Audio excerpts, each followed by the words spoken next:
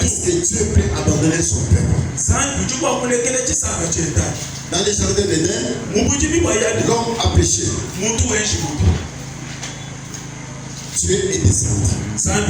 Il a commencé à chercher l'adresse. Là où il rencontrait l'homme souvent. Il a cherché l'adresse. Il n'a pas trouvé Adam et Ève. Il s'est mis à chercher. Il a commencé à chercher dans les jardins. Il a crié: Adam, Adam, où es-tu? Écoutez Dieu. Il te pose la question ce matin. Tu es où? Tu es tombé dans la fosse. Tu es tombé dans les rigoles. Tu es tombé dans quel canal? Tu es tombé dans la boue. Tu es tombé dans la pauvreté. Tu es tombé dans la maladie. Où es-tu? Tu cries. Si tu ne présentes pas tes blessures devant le Seigneur, si tu ne présentes pas tes blessures, Dieu ne va plus agir. Tu vas présenter à Dieu tes blessures pour que le maître de Dieu arrive te toucher. Amen. Adam est sorti.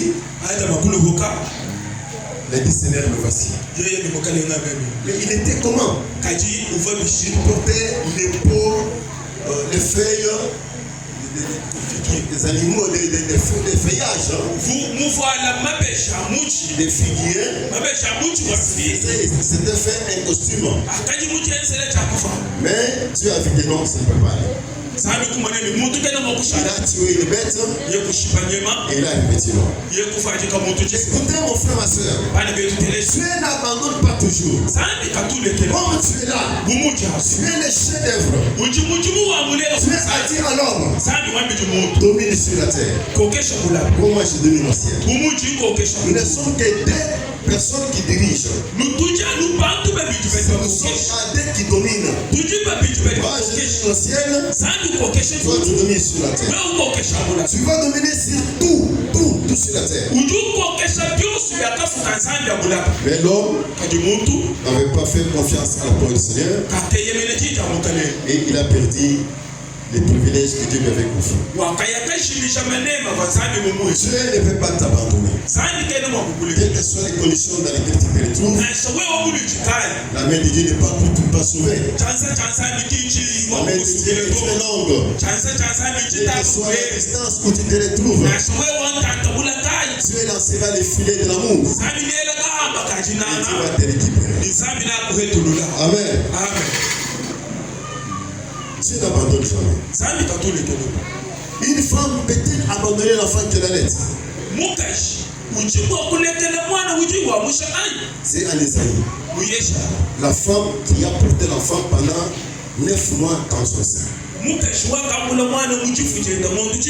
Vous connaissez les souffrances de la femme quand elle est enceinte.